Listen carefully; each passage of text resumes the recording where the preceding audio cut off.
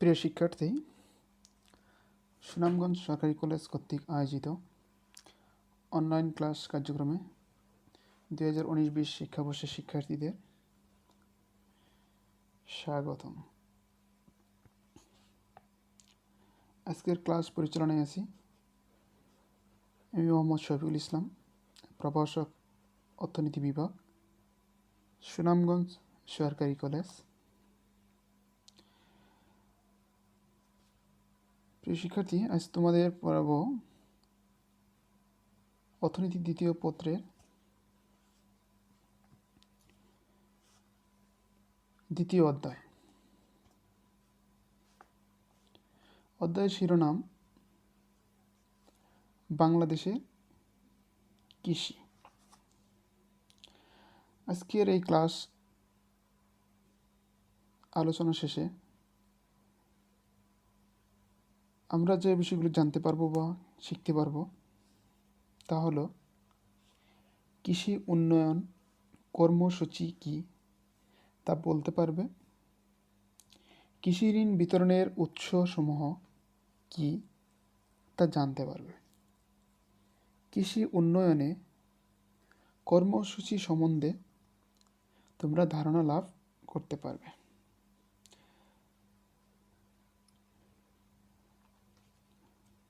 আমরা প্রথমে আসি যে কৃষি উন্নয়ন কর্মসূচি কি।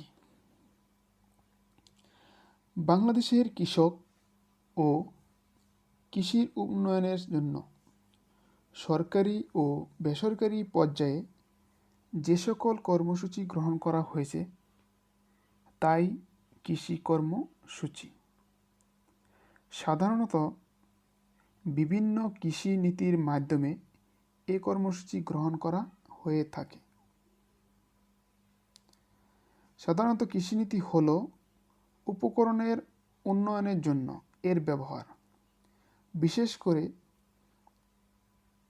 শস্যের অধিক উৎপাদনের জন্য চাষের উপকরণ, কিছু কৌশলের উন্নয়ন হল কৃষি নীতি। যেমন এক্ষেত্রে C.R. স্ট্রং এর মতে কৃষিনীতি হল দীর্ঘমেয়াদী নীতি ও পদ্ধতি যার মাধ্যমে কৃষকেরা কৃষি সম্পদের সঠিক ব্যবহার করে।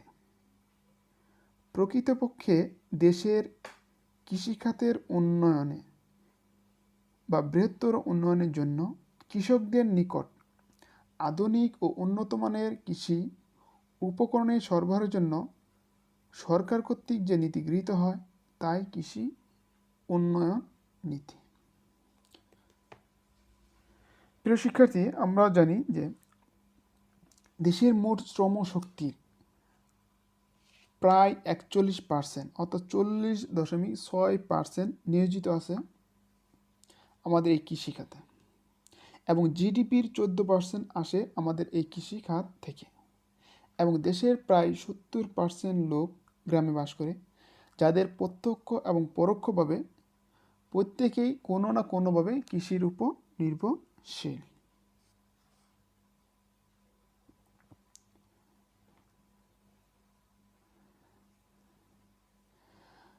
আমরা এখন দেখব যে এই কৃষি উন্নয়নের জন্য সরকার যে বিভিন্ন কর্মসূচি গ্রহণ করেছে তার মধ্যে একটি হলো যে কৃষি ঋণের ব্যবস্থা, এবং এই কৃষি ঋণের উৎসগুলো কোথায় বা ঋণের উৎসগুলো কোনটি।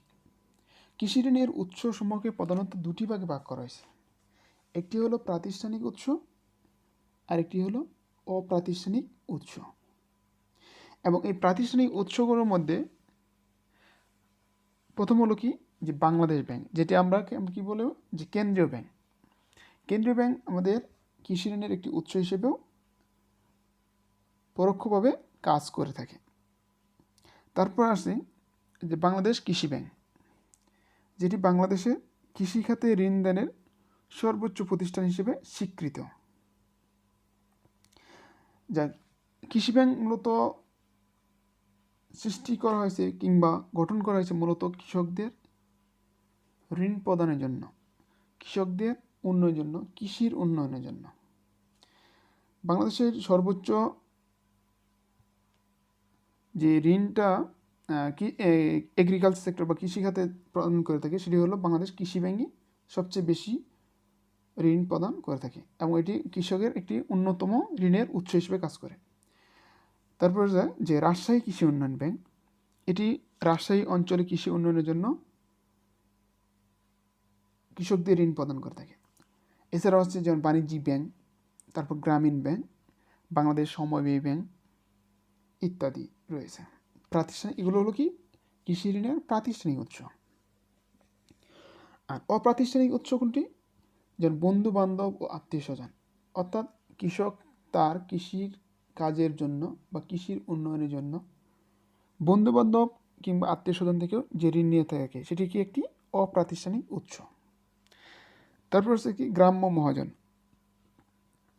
অর্থাৎ কৃষকরা খুব সহজেই গ্রামের মহাজন কাছ থেকে ঋণ নিতে পারে খুব সহজেই।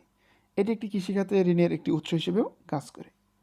তার গ্রাম্য ব্যবসায়ী, গ্রামের বিভিন্ন ব্যবসায়ী যাদের টাকা পয়সা রয়েছে, তারা কৃষকদের বিভিন্ন শর্তে বা বিভিন্ন কন্ডিশনে কী করে ঋণ প্রদান করে থাকে।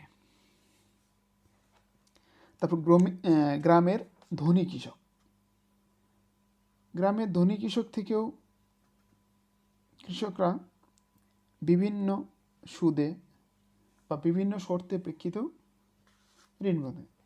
যেমন গ্রামের প্রতিটি গ্রামে কিছু ধনী বা বিত্তশালী ব্যক্তি রয়েছে, এরা গ্রামের প্রান্তিক ও ভূমিহীন কৃষকদের অতি উচ্চ সুদে ঋণ প্রদান করে। অনেক সময় ঋণের টাকা পরিশোধ করতে না পেরে ক্ষুদ্র কৃষকরা তাদের ভিটামাটিও বিক্রি করতে বাধ্য হয়। তবে এটি একটি কৃষি ঋণের একটি উৎস হিসেবে, অপ্রাতিষ্ঠানিক উৎস হিসেবে কাজ করে।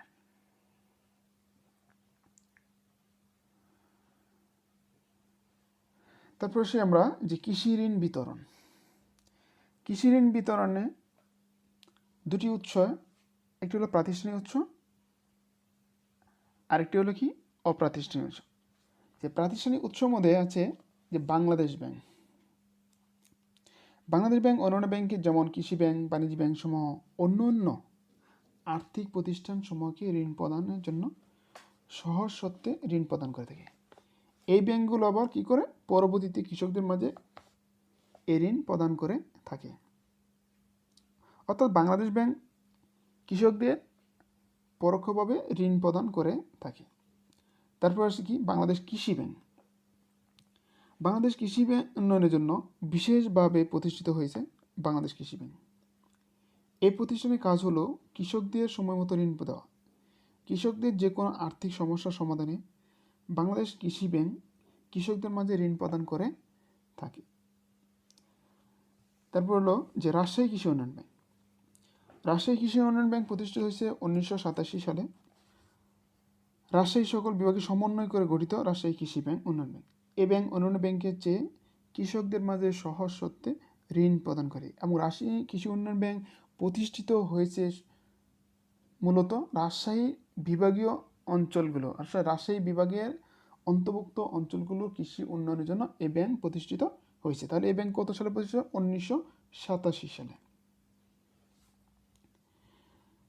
তারপর হলো কি বাণিজ্যিক ব্যাংক। বাণিজ্যিক ব্যাংকগুলো বলতে যেমন আমরা বিভিন্ন ব্যাংক দেখতে পারি, যেমন বাংলাদেশ ব্যাংক 1973 সালে এটি একটি অধ্যাদেশ জারির মাধ্যমে প্রতিটি বাণিজ্যিক ব্যাংকে কৃষি ঋণ কার্যক্রমের সাথে সম্পৃক্ত করে। তাহলে কত সালে? যে 1973 সালে বাংলাদেশ ব্যাংক অধ্যাদেশ জারি করে দেশের বিভিন্ন বা প্রতিটি বাণিজ্য ব্যাংকে কৃষি ঋণ কার্যক্রমের সাথে সম্পৃক্ত করে। এদেশে বিভিন্ন ধরনের বাণিজ্য ব্যাংক রয়েছে, যেমন রাষ্ট্রায়ত্ত 3টি বাণিজ্য ব্যাংক, সোনালী ব্যাংক, অগ্রণী ব্যাংক, জনতা ব্যাংক এবং রূপালী ব্যাংক, এগুলো কি 4টি রাষ্ট্রায়ত্ত ব্যাংক। এছাড়াও আরও বিভিন্ন প্রাইভেট ব্যাংক যেমন ব্র্যাক ব্যাংক, রাজবাংলা ব্যাংক ইত্যাদি বিভিন্ন ব্যাংক রয়েছে। এগুলো কি করে কৃষকদের মাঝে কি বিভিন্ন শর্তে ঋণ প্রদান করে থাকে। তারপর হলো কি যে গ্রামীণ ব্যাংক। গ্রামীণ ব্যাংক কী করে? গ্রামীণ ব্যাংকও পল্লী অঞ্চলে বিভিন্ন ভূমিহীন কৃষকদের মাঝে ঋণ দেওয়ার উদ্দেশ্যে কত সালে প্রতিষ্ঠিত হয়েছে? 1973 সালে গ্রামীণ ব্যাংক কি প্রতিষ্ঠিত লাভ করেছে। কোনো ধরনের জামানত ছাড়া গ্রামের ভূমিহীন দরিদ্র পুরুষ মহিলাদের ঋণ প্রদান করা এর প্রধান উদ্দেশ্য। কৃষি ঋণ প্রদানের ক্ষেত্রে গ্রামীণ ব্যাংকের সূক্ষ্ম বিচার বিশ্লেষণপূর্বক ঋণদান কার্যক্রম থাকায় ঋণ অনুপযুক্ত ঋণ গ্রহীতা হাতে যায় না এবং উপযুক্ত তদারকির মাধ্যমে ঋণের ব্যবহার ও আদায় নিশ্চিত করা হয়। সাধারণত যে আমাদের দেশে যে বাণিজ্যিক ব্যাংকগুলো আছে, বাণিজ্যিক ব্যাংকগুলো ঋণ গ্রহণের ক্ষেত্রে বিভিন্ন জটিলতা সমস্যা দেখা দেয়। যেমন ঋণের পরিবর্তে বা ঋণের এগেনস্টে বা বিপরীতে বিভিন্ন ধরনের জামানত বা বন্ধকি রাখতে হয়, কিন্তু গ্রামীণ ব্যাংক থেকে ঋণ প্রদান নেওয়ার ক্ষেত্রে এ ধরনের কোনো জামানত বা বন্ধকি রাখতে হয় না, ফলে কৃষকরা খুব সহজেই গ্রামীণ ব্যাংক থেকে ঋণ নিয়ে থাকে বা ঋণ নিতে পারে। তারপর হলো যে বাংলাদেশ সমবায় ব্যাংক। সমবায় ব্যাংক মূলত কৃষিখাতে অর্থ সরবরাহের উদ্দেশ্যেই বাংলাদেশ সমবায় ব্যাংক লিমিটেড প্রতিষ্ঠিত হয়েছে। এর সকল ধরনের সমবায় সমিতি, ভূমি বন্ধকি সমবায় ব্যাংক এ ব্যাংকের সদস্য হতে পারে। এই ব্যাংক থেকে ঋণ গ্রহণ করতে পারে। উন্নত মানের কৃষি উপকরণের যোগানোর লক্ষ্যে এই ব্যাংক ঋণ প্রদান করে। এই ব্যাংকটি মুনাফা তৈরির উদ্দেশ্যকে পরিহার করে যুক্তিযুক্ত সুদে কৃষি ঋণ প্রদান করে থাকে। আচ্ছা, এখন দেখলাম আমরা কি যে প্রাতিষ্ঠানিক উৎস। এখন আসি আমরা অপ্রাতিষ্ঠানিক উৎস। অপ্রাতিষ্ঠানিক উৎসের মধ্যে আমরা প্রথম যে আমরা আলোচনা করেছিলাম যে বন্ধু বান্ধব ও আত্মীয় স্বজন।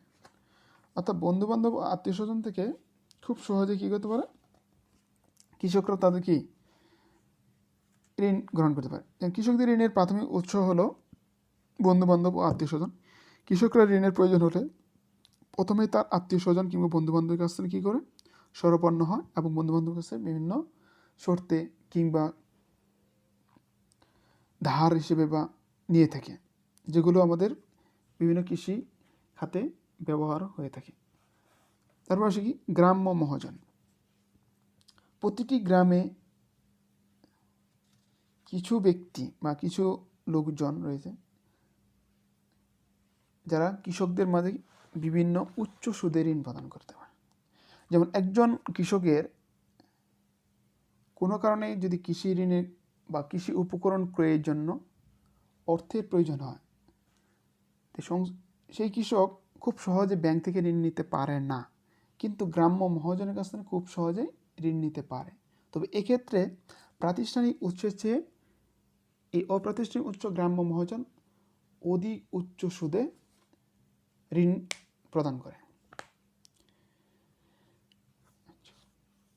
তারপর আসি গ্রাম্য ব্যবসায়ী। গ্রামে ছোট ছোট ব্যবসায়ীর নিকট সবসময় কিছু পরিমাণ নগদ টাকা থাকে। গ্রামের গরিব কৃষকরা এদের থেকে উচ্চ সুদে ঋণ গ্রহণ করে থাকে। এটি একটি কি অপ্রাতিষ্ঠানিক উৎস। তারপর হলো গ্রামের ধনী কৃষক। এদেশে প্রায় প্রতিটি গ্রামে কিছু কিছু বিত্তশালী ধনী কৃষক রয়েছে। এরা গ্রামের প্রান্তিক ও ভূমিহীন কৃষকদের অতি উচ্চ সুদে ঋণ প্রদান করে। অনেক সময় ঋণের টাকা পরিশোধ করতে না পেরে ক্ষুদ্র কৃষকরা তাদের শেষ ভিটা মাটিটুকুও বিত্তশালী কৃষকের নিকট বিক্রি করতে বাধ্য হয়। তারা এগুলো আমাদের অপ্রাতিষ্ঠানিক, অর্থাৎ কৃষি ঋণের বিতরণের ক্ষেত্রে দুটি উৎস, একটি হলো প্রাতিষ্ঠানিক উৎস আর একটি হলো অপ্রাতিষ্ঠানিক উৎস। তো প্রাতিষ্ঠানিক উৎসের চেয়ে আমাদের অপ্রাতিষ্ঠানিক উৎসের ঋণের সুদের হার বা ঋণের শর্তগুলো খুব জটিল হয়ে থাকে। তারপর আসি আমরা যে কৃষিতে উপকরণ বিতরণ। কৃষিতে উপকরণ বিতরণের যেমন বাংলাদেশের অধিকাংশ কৃষক দরিদ্র এবং অন্যের জমি চাষ করে, তারা প্রয়োজনীয় কৃষি উপকরণের ব্যবস্থা করতে পারে না। কৃষকদের উৎপাদনশীলতাও কম এবং আয় কম। তাই কৃষকদের উৎপাদনশীলতা ও আয় বাড়ানোর জন্য সরকার কৃষকদের প্রয়োজনীয় কৃষি উপকরণ ন্যায্য মূল্যে সরবরাহ করে থাকে। অর্থাৎ কৃষির উন্নয়নের জন্য সরকার বিভিন্ন ধরনের কৃষি উপকরণ ন্যায্য মূল্যে কিংবা ভর্তুকি প্রদানের মাধ্যমেও সরকার কৃষকদের সরবরাহ করে থাকে, যাতে কৃষি উন্নতি এবং উৎপাদন বৃদ্ধির জন্য, অর্থাৎ কৃষি উৎপাদন বৃদ্ধি করার জন্য সরকার বিভিন্ন ধরনের প্রণোদনা প্যাকেজ প্রদান করে বা প্রণোদনা ঘোষণা করে এবং বিভিন্ন উপকরণের ক্ষেত্রে সরকার ভর্তুকি প্রদান করে কৃষকদের খুব সহজে বা সহজলভ্য করে দিয়ে থাকে কৃষি উপকরণগুলো। এক্ষেত্রে সরকার যে উপকরণগুলো সবচেয়ে বেশি সরবরাহ করে তা হলো উন্নত বীজ। আমরা প্রত্যেকে জানি যে ভালো বীজ ভালো ফসল, এবং ভালো ফসল বা অধিক উৎপাদনের প্রধান শর্ত হলো ভালো বীজ। এক্ষেত্রে সরকার বীজ সরবরাহের ক্ষেত্রে বিভিন্ন গুরুত্বপূর্ণ বা দায়িত্বশীল ভূমিকা পালন করে থাকে। যেমন বাংলাদেশের কৃষিতে স্বল্প উৎপাদনশীলতার অন্যতম কারণ হলো যে ভালো বীজ বা বিশুদ্ধ বীজের অভাব। সরকারিভাবে বিশুদ্ধ ও উচ্চ ফলনশীল বীজ উৎপাদন ও বিতরণের জন্য সরকার ব্যাপক কর্মসূচি গ্রহণ করে থাকে। মুক্তবাজার অর্থনীতির সুবাদে উৎপাদন উপকরণ ব্যক্তি খাতে চলে গেছে। এক্ষেত্রে ব্যক্তি মুনাফা বেশি করতে অনেক ক্ষেত্রে দুর্নীতি আশ্রয় নেওয়ার ফলে সার, সেচ যন্ত্রপাতি থেকে বন্টন ও বিপণনের অদক্ষতা দেখা যাচ্ছে। আর এই জন্য সরকারি প্রতিষ্ঠান গড়ে খুব সহজে কৃষকদের মাঝে উন্নত বীজ সরবরাহ করছে। এক্ষেত্রে সবচেয়ে দায়িত্বশীল ভূমিকা পালন করছে যেমন BADC, Bangladesh agriculture development corporation, অর্থাৎ বাংলাদেশ কৃষি উন্নয়ন কর্পোরেশন এক্ষেত্রে দায়িত্বশীল ভূমিকা পালন করছে। BADC এর মাধ্যমে কৃষকরা খুব সহজে উন্নত বীজ পাচ্ছে। তারপর আসি আমরা যে সার ও বিষ। সরকার অধিক ফসল উৎপাদনের জন্য এবং উৎপাদন ক্ষমতা বৃদ্ধির জন্য সরকার সার ও বিষ এর ক্ষেত্রে সরকার ভর্তুকি প্রদান করছে, এবং এই ভর্তুকির মাধ্যমে কৃষকদের সার ও বিষ ক্রয় কি সহজলভ্য করছে। খাদ্য উৎপাদন বৃদ্ধির ক্ষেত্রে সার একটি কি অন্যতম প্রধান উপাদান হিসেবে কাজ করে। বর্তমানে সরকার সারের ব্যবহার উত্তরোত্তর বৃদ্ধি করছে।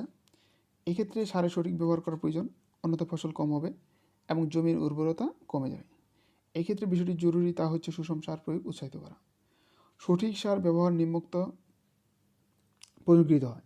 কৃষকরা যাতে ভালো সার ব্যবহার করে সেক্ষেত্রে সরকার আইন এবং বিধি জোরদার করছে, এবং সার ও বিষ ক্ষেত্রে সরকার বিভিন্ন ভর্তুকি প্রদান করছে। তারপর আসি আমরা যে আধুনিক কৃষি যন্ত্রপাতি। প্রিয় শিক্ষার্থী, আমরা এখন খুব সহজে দেখতে পাচ্ছি যে কৃষকদের মাঝে বিভিন্ন আধুনিক যন্ত্রপাতি সরবরাহ করছে। যেমন খুব সহজে আমরা ধান মাড়াই করা, যেগুলো খুব সহজে যে আমরা যেমন এবছর আমরা দেখতে পাচ্ছি যে হাওর অঞ্চলে সরকার ভর্তুকি মূল্যে কি ধান কাটায় মেশিন সরবরাহ করছে, যা খুব সহজেই আমরা হাওরে ধান সংগ্রহ করতে পারছি। তাই এটি কি আধুনিক কৃষি যন্ত্র, যা একদিকে যেমন সময় সাশ্রয় করছে, অন্যদিকে অর্থেরও সাশ্রয় করছে।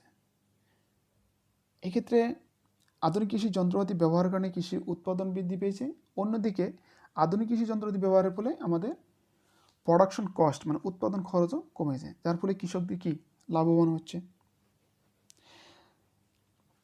আচ্ছা, তারপর যে আধুনিক সেচ ব্যবস্থা। কৃষিক্ষেত্রে সবচেয়ে গুরুত্বপূর্ণ যে সেচ ব্যবস্থা, যদি সঠিক সময় সঠিক সেচ না দেওয়া হয় তাহলে কৃষি উৎপাদন করা সম্ভব নয়। কোনো ফসল যেমন আমন ধান অতি পানি বা অতি খরার ধরুন শস্য ক্ষেত্রে সরকার বিভিন্ন কারণে জানে। অতি খরার ক্ষেত্রে বিকল্প সেচ ব্যবস্থা করতে হবে। স্থানভেদে যেমন পাহাড়ি এলাকায় উপযুক্ত শস্য চিহ্নিত করে উৎপাদন করতে হবে। সঠিক প্রযুক্তি কৌশল নির্ধারণের মাধ্যমে ক্ষতির মাত্রা কমিয়ে আনতে হবে। এক্ষেত্রে সরকার কী করছে, আধুনিক সেচ ব্যবস্থা যেমন গভীর নলকূপ ব্যবস্থা করেছে, যেমন যেসব অঞ্চলে পানির সমস্যা কিন্তু উৎপাদন বৃদ্ধির জন্য কিংবা উৎপাদন করার জন্য কৃষির উৎপাদন করার জন্য সেসব অঞ্চলে BADC মানে বাংলাদেশ কৃষি উন্নয়ন কর্পোরেশন এর মাধ্যমে ডিপ টিউবওয়েল অর্থাৎ গভীর নলকূপের ব্যবস্থা করছে, যার ফলে কি কৃষি উৎপাদন বৃদ্ধি পাচ্ছে। তারপর আসি আমরা যে প্রশিক্ষণ ব্যবস্থা। কৃষকদের বিভিন্ন বিষয়ে যেমন কিভাবে ফসল উৎপাদন করবে, কিভাবে সংগ্রহ করবে, কিভাবে বাজারজাতকরণ করবে ইত্যাদি সম্পর্কে সরকার বিভিন্ন প্রশিক্ষণের ব্যবস্থা করছে। মাঠ কার্যক্রম প্রচারণা বাড়াতে যাতে কৃষকরা সুষম ও ভালো সার ব্যবহার উৎসাহিত হন। যেমন কৃষকরা কোন ধরনের বীজ ব্যবহার করবে, কোন ধরনের সার ব্যবহার করবে, কখন কোন ফসল উৎপাদন করবে, এই বিষয়ে সরকার কী করতেছে, বিভিন্ন প্রশিক্ষণের ব্যবস্থা গ্রহণ করছে। এই প্রশিক্ষণের মাধ্যমে কৃষকরা খুব সহজেই তাদের উৎপাদন কার্যক্রম সম্বন্ধে ধারণা লাভ করতে পারছে। ফলে একদিকে যেমন কৃষির উৎপাদন বৃদ্ধি পাচ্ছে, অন্যদিকে কৃষকরাও কি লাভের মুখ দেখছে বা লাভ করতে পারছে বর্তমানে কৃষিক্ষেত থেকে। তারপর আসি আমরা যে শস্য বহুমুখীকরণ। শস্য বহুমুখীকরণ কি? সাধারণত সনাতন পদ্ধতিতে চাষাবাদের ক্ষেত্রে একই খামারে বছরে একবার বা দুইবার একই শস্য কিংবা অন্য একটি শস্য উৎপাদন করা হয়। কিন্তু আধুনিক চাষাবাদ পদ্ধতিতে একই খামারে একাধিক ফসল উৎপাদন কিংবা বিভিন্ন ঋতুতে বিভিন্ন ফসল উৎপাদন সম্ভব। আর এ ধরনের চাষাবাদকে বলা হয় শস্য বহুমুখীকরণ। তাহলে আগে সনাতন পদ্ধতি কী ছিল, যে একটি মানে একই খামারে বছরে একবার বা দুইবার শস্য উৎপাদন করত। কিন্তু আধুনিক চাষাবাদ ব্যবস্থা কী হয়েছে, কিন্তু আধুনিক চাষাবাদ ব্যবস্থায় যে একই সময়ে একাধিক ফসল উৎপাদন কিংবা বিভিন্ন ঋতুতে বিভিন্ন ফসল উৎপাদন, আর এ ধরনের চাষাবাদকে বলা হয় শস্য বহুমুখীকরণ।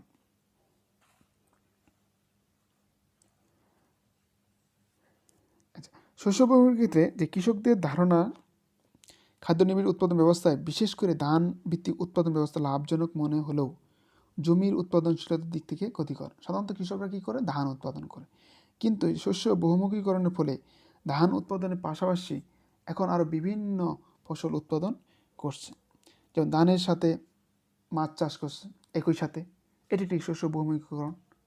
আবার যে ক্ষেতে বা যে ক্ষেতে শুধু ধান উৎপাদন করতো, সেক্ষেত্রে ধানের সাথে সাথে ধান, গম, ভুট্টা ইত্যাদি ফসল উৎপাদন করছে। এটি একটি কি, শস্য বহুমুখীকরণ। আর এই শস্য বহুমুখীকরণের ফলে একদিকে যেমন উৎপাদন বৃদ্ধি পাচ্ছে, অন্যদিকে তেমনই কী হয়েছে, আমাদের কৃষকরাও অনেক লাভবান হচ্ছে। তারপরে আসি আমরা সেচ ব্যবস্থা।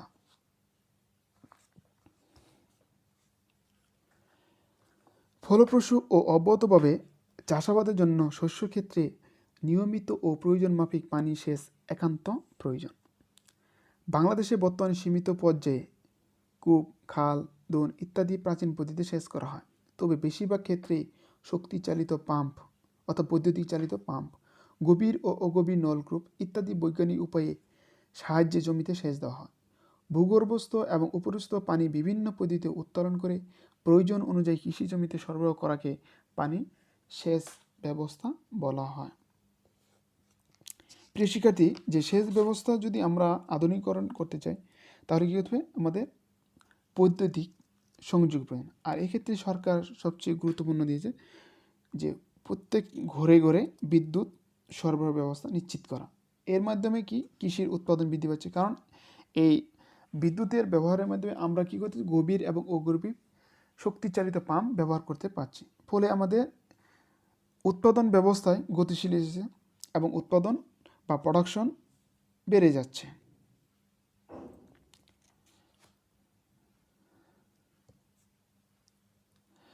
প্রিয় শিক্ষার্থী, আজকের আলোচনা শেষে আমরা এই বিষয়গুলো অবশ্যই বুঝতে পারবো যে সেচ ব্যবস্থা, কৃষি যন্ত্রীকরণ, আধুনিক যন্ত্রপাতি সরবরাহ করা, তারপরে কৃষকদের ঋণ সরবরাহ ইত্যাদি সম্বন্ধে আমরা ধারণা লাভ করতে পারলাম। সবাইকে ধন্যবাদ। তোমরা এই বিষয়গুলো আরও একটু মনোযোগ দিয়ে বাড়িতে পড়াশোনা করবে। সবাইকে ধন্যবাদ।